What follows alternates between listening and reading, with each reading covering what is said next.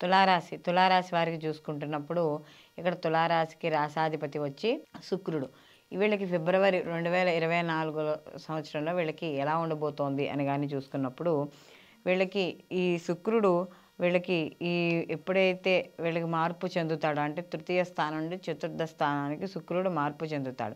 అలాగే వీళ్ళకి కాస్త ముఖ్యంగా చూసుకుంటున్నప్పుడు ఈ ఉద్యోగం విషయాల్లో వాటిల్లో కాస్త అనుకూలంగా ఉండడం అనేది జరుగుతుంది. అలాగే ఇక్కడ ఏవైతే వ్యాపారపరంగా వ్యాపార విస్తరణ కావచ్చు, భాగస్వామ్య వ్యాపారం కావచ్చు, ఇలాంటివన్నీ కూడా మధ్య మధ్యలో చిన్న చిన్న ఉడుదుడుకులు కాస్త ఇలాంటివి కనపడుతూ ఉండడం అనేది జరుగుతుంది. కాబట్టి అలాంటి విషయాల్లో కూడా కాస్త జాగ్రత్త వహిస్తూ ఉండాలి.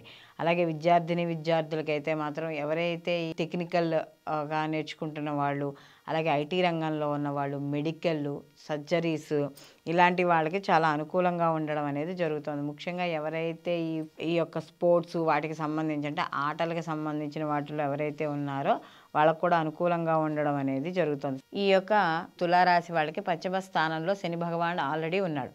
అందులోనూ ఈ పంచమంలోకి రవి కూడా ఎంట్రీ అవుతున్నాడు. అంటే సంతాన స్థానంలోకి రవి శనులు ఇద్దరూ వెళ్తున్నారు కాబట్టి ఇక్కడ కొద్దిగా జాగ్రత్త అనేది వహించాలి. ఎందుకంటే సంతానపరంగా చిన్న చిన్న ఇబ్బందులు వచ్చే అవకాశం ఉంది. కాబట్టి ముఖ్యంగా ఎవరైనా సంతానం కోసం వైద్యపరంగా సంప్రదిస్తున్న వాళ్ళు కాస్త కొంచెం ఆచితూచి వ్యవహరించడం అనేది మంచిది. అలాగే ఇక్కడ ఆలోచనలు కావచ్చు, అలాగే ఎవరైనా సాధకులు కావచ్చు, ఏవైనా సరే ఇవందరూ కూడా కాస్త జాగ్రత్త వహిస్తూ ఉండడం అనేది మంచిది.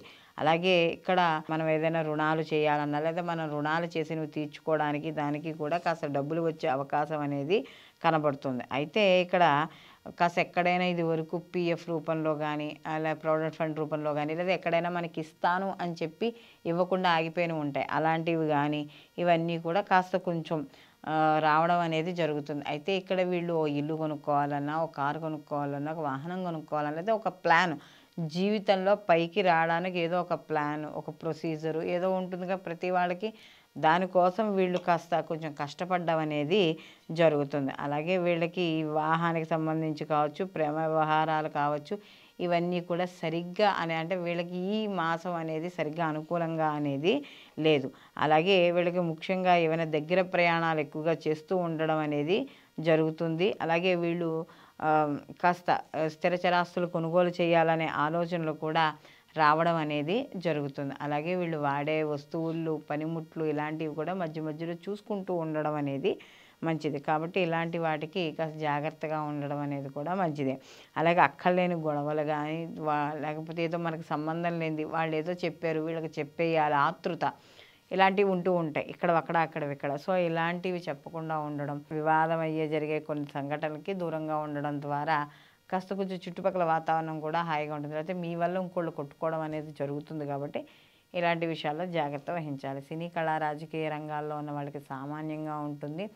అలాగే అవకాశాలు కూడా కాస్త కొంచెం లభిస్తాయి కానీ వాటిని కొంచెం అంటే దక్కేటట్టు చేసుకోవడానికి కొద్దిగా సమయం అనేది మాత్రం ఖచ్చితంగా పడుతుంది. అయితే ఇక్కడ వీళ్ళకి గురువు యొక్క దృష్టి వీక్షణ అనేది రుజుమార్గంలో వచ్చేసాడు కాబట్టి గురువు వీక్షణ అనేది వీళ్ళ మీద ఉంది. కాబట్టి ఎన్ని ఇబ్బందులు వచ్చినా కూడా సమయానికి ఏదో ఒకటి మనిషి రూపంలోనో ఏదో రకంగా వచ్చి ఆ ఇబ్బందులను తొలగించే అవకాశం మాత్రం మనకి ఖచ్చితంగా అనేది కనబడుతోంది. వీళ్ళు మరిన్ని మంచి ఫలితాలు పొందడానికి వీళ్ళు ప్రతి నిత్యము కూడా ఆదిత్య హృదయ పారాయణ చేసుకోవడం, సూర్య భగవానుడికి పొద్దున్న అర్ఘ్యాలు ఇవ్వడం, లేదా మనకి ఇక్కడ సూర్య భగవానికి సంబంధించిన నామాలు ఉంటాయి, 12 నామాలు. ఓం ఆదిత్యాయ నమః, ఓం ఖగాయ నమః, ఓం భాస్కరాయ నమః, ఇలా ఉన్నవన్నీ కూడా నామాలు చదువుకోండి. ప్రతిరోజు కూడా నామాలు చదువుకోండి. లేదా ఒక్క నామాన్నైనా పట్టుకొని 12 సార్లు చదువుకోండి.